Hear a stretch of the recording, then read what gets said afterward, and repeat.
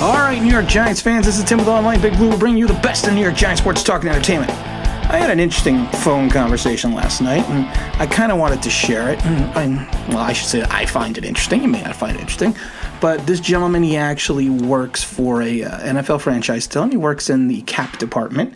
And I was curious because we were talking about Dwayne Haskins and Daniel Jones and getting released, and he was saying to me, it was something that was interesting, that every draft pick has with the NFL draft now, has a draft value. There's a certain value for each draft pick, and as you go lower into, from the first pick to the second pick, that draft value goes down.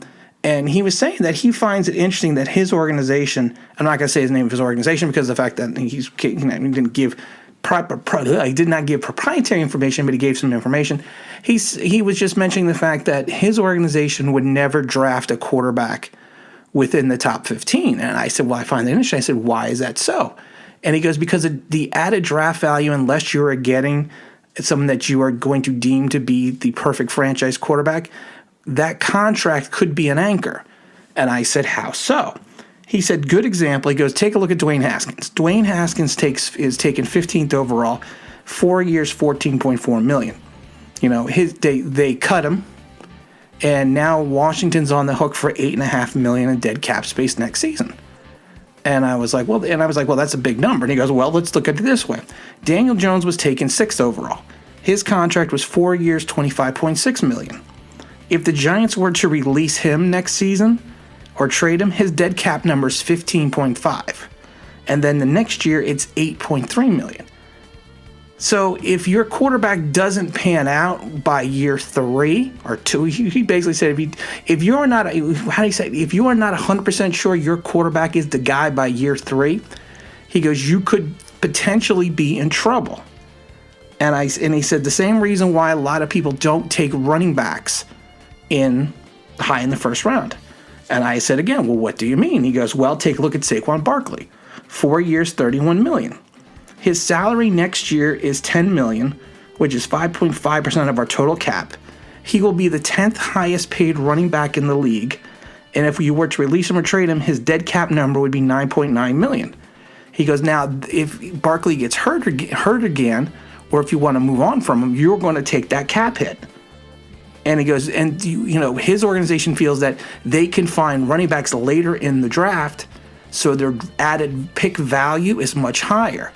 So they're saying, basically what he's saying is he can get a running back in the 3rd or 4th round, pay him $600,000, and that value of that pick is much higher.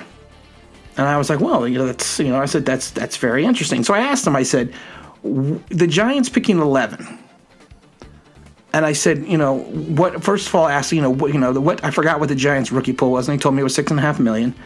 And I said, with the Giants picking at 11, is that a good place to pick? And he said, yes, 100% for a team that is supposed to be up and coming or moving forward. Picking at that value at 11 allows them to go and look for the right prospect and that adds with the right draft value. Because at 11, your contract value, he said, for 11th pick is 4 years, $13 million.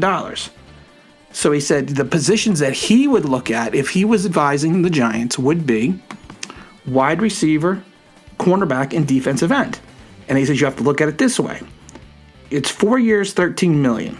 The top 10 wide receivers starting are, the first number 1 is DeAndre Hopkins at $27 million, and it goes down number 10 at $16 million. And he goes, in the next added value, look at it as the cornerback position. Jalen Ramsey's top at 20, and Kyler Fuller is is number 10 at 14. And he goes, you look at Joey Bosa, defensive end, he's number 1 at $27 million, and Armstead is $17 million at the 49ers.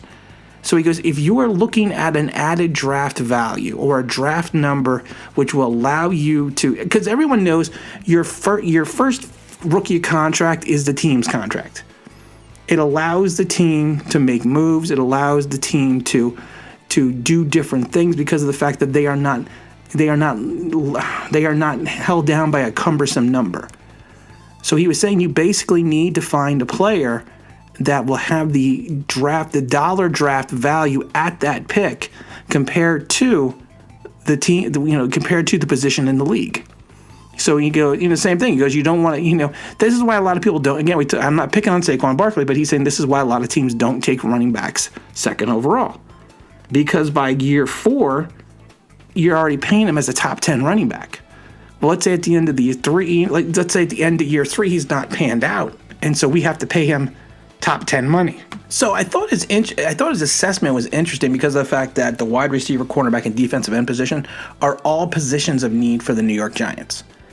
And he was basically saying that the Giants, at the value of the 11th pick is some ways a better pick for the Giants than if they were up higher. Not just looking at cap ramifications, but looking at it in regards to the value-added position for each position, or the value-added number for that position. So, out of curiosity, I see he's not a personnel guy. But, I said, what do you think, or who do you think the Giants should look at? And he said, well, Chase, Smith, and Waddle are probably not going to be there. Waddle may be there because of the fact that we don't know the extent of the injury from last night. He was mentioning, Moore from Purdue. But I don't know. I kind of have an issue with I think he's like 5'9", 180 pounds. So we're looking for more of a big target. Now, Bateman out of Minnesota at 6'2", 210 could be another viable option, but I think we could probably trade down to get him. He also had mentioned that if we were heading towards the cornerback position, and I know a lot of Giant fans, when you talk about taking a corner in the first round, basically are like, throwing some garlic water because it's Dracula, because that just sucks the life out of us every time we do that. But and I agree with him. But Patrick Surtain II, I think, out of Alabama, would be a fantastic player at that position, at that pick.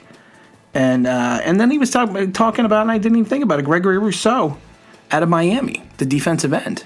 Now I think at a value pick, that especially from the defensive end position, if he pans out by year 3, we're not paying him between 27 and 17 million. We're paying him on his 4-year, $13 million contract. So I do find it interesting that, and I don't know if the Giants probably do. This isn't any earth-shattering stuff, but I wonder. And they always say you never draft for need; you draft for the best player available. But I just wonder, in some regards, if the Giants, as an organization, look at the draft value of each pick and say, okay, the monetary value is this, because the team that this gentleman works for is fairly successful. And they have been successful for years. So I don't know if it's successful because of upper management or because of their capology. But like I said, I just found it interesting that when he broke down the numbers, the three total value of positions for him were wide receiver, cornerback, and defensive end. And we're going to do a better show in reference to who we think the Giants should select in the next couple of weeks. We're not doing it now only because of the fact that, of course, the college football season just kind of ended. So we're going to give that a little bit of time to fester and pan itself out and see what's going on. And we'll kind of do, we'll dive a little bit deeper in depth. But like I said, I thought that was kind of an interesting conversation. I hope you did too. And again, this is Tim with Online Big Blue, bringing you the best of New York Giants sports talk and entertainment. And as always, if you can subscribe, if you can ring that bell, I think it really means that'd be awesome.